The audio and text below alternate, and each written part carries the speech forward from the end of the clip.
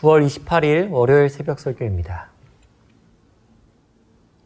다 같이 사도신경으로 신앙 고백하겠습니다.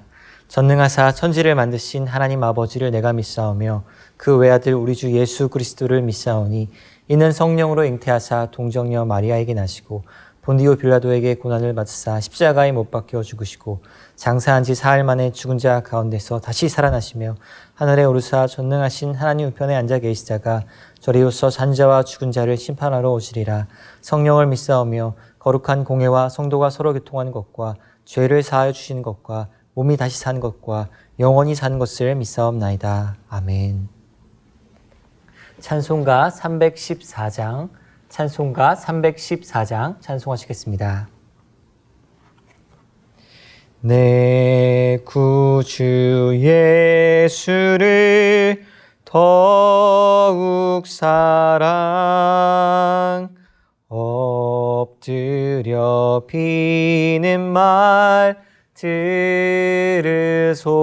들으소서.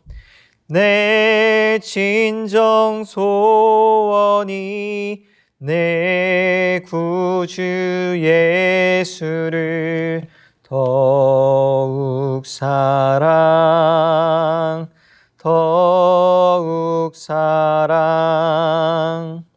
이전엔 세상 낙 기뻤어도 지금 내 기쁨은 오직 예수. 다만 내 비는 말 내 구주 예수를 더욱 사랑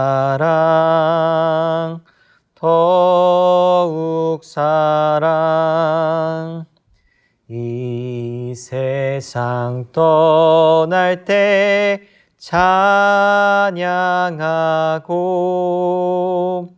숨질 때 하는 말 이것일세. 다만 내 비는 말 내 구주 예수를 더욱 사랑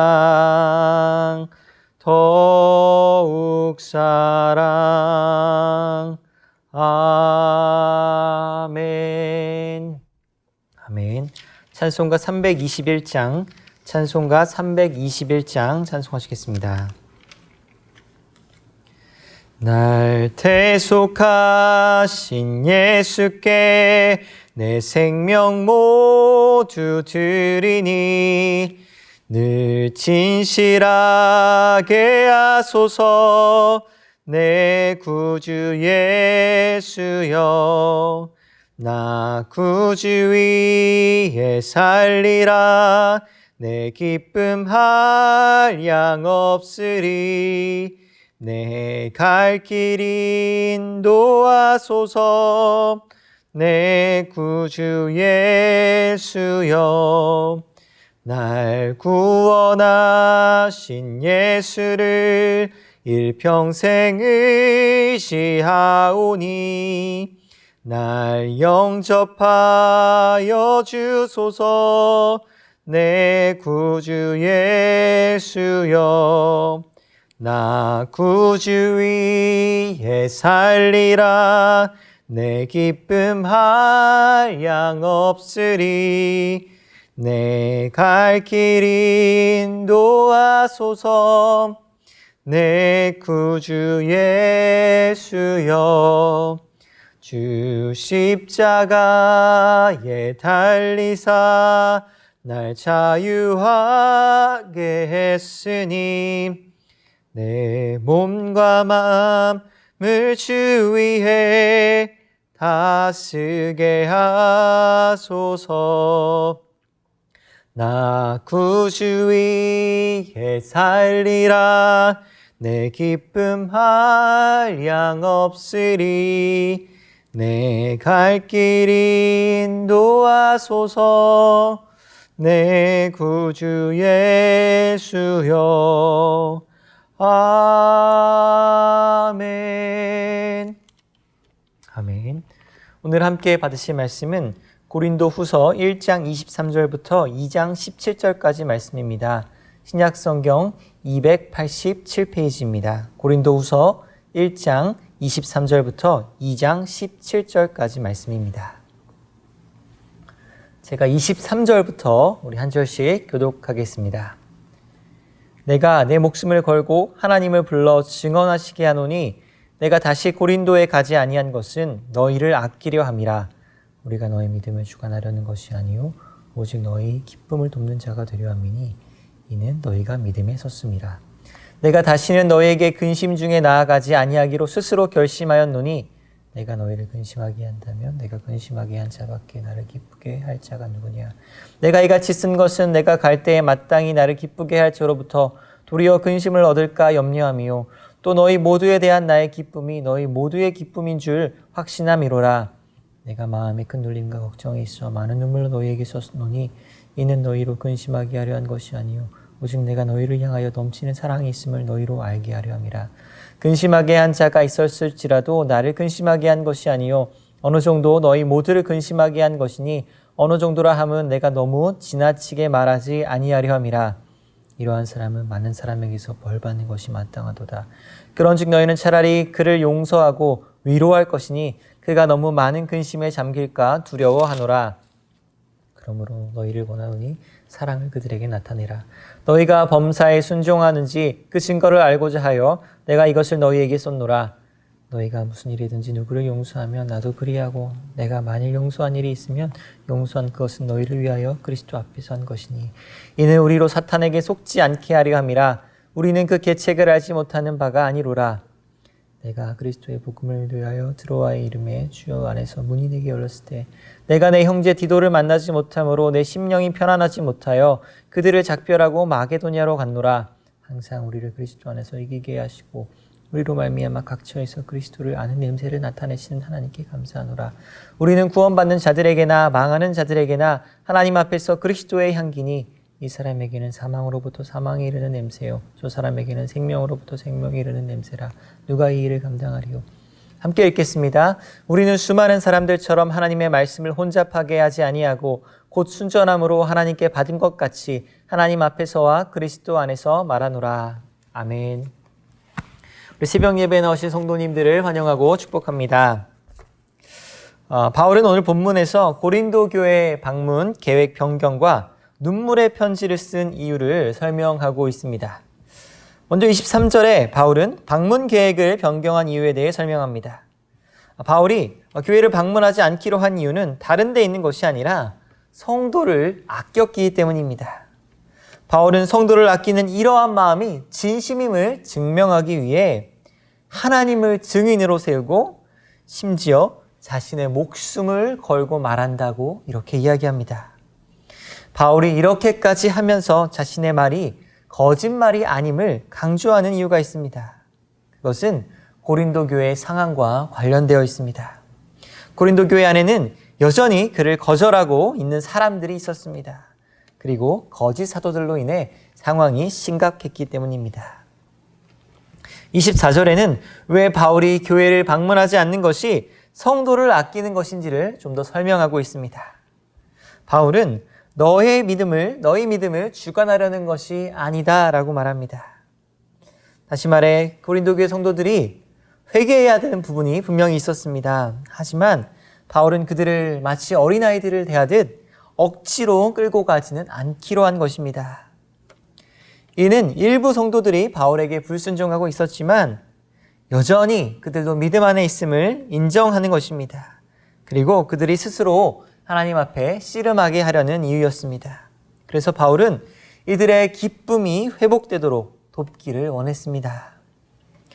이어지는 2장 1절부터는 바울이 왜 고린도 교회를 방문하지 않는지 또 다른 이유에 대해 설명하고 있습니다.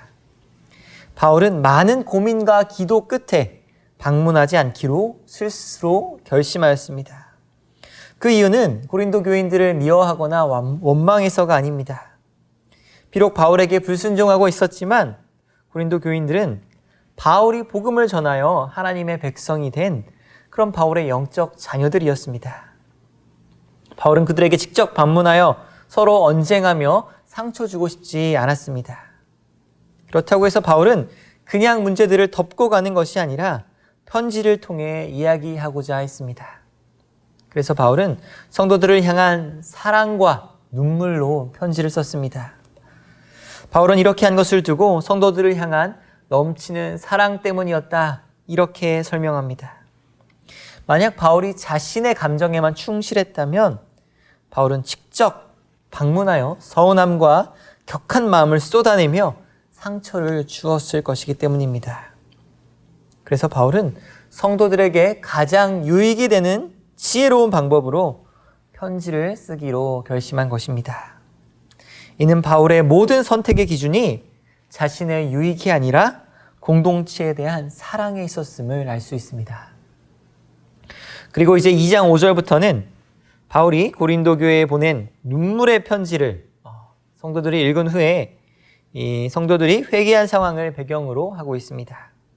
감사하게도 교회 대부분이 디도편에 보낸 눈물의 편지를 통해 바울에게 돌아온 것입니다. 하지만 소수의 교인들은 여전히 불순종을 고집한 사람들이 있었습니다. 이러한 불순종의 사람들은 교회를 지속적으로 근심하게 했습니다. 그래서 6절에 보면 교회에 의해 벌을 받은 것 같습니다. 하지만 바울은 벌을 내리는 것으로만 그치는 것이 아니라, 거기서 끝내는 것이 아니라 용서하고 위로하며 사랑을 나타내라 라고 권면합니다.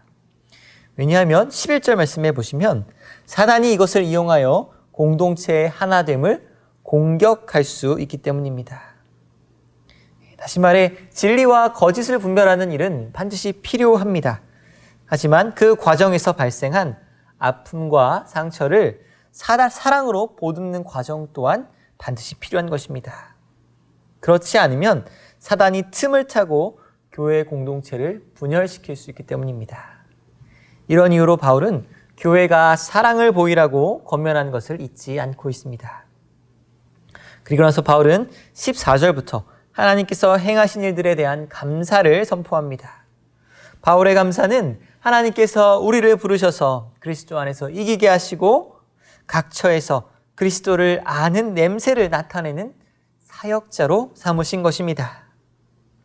특별히 바울의 말처럼 성도가 그리스도의 향기를 어떻게 드러낼 수 있을까요?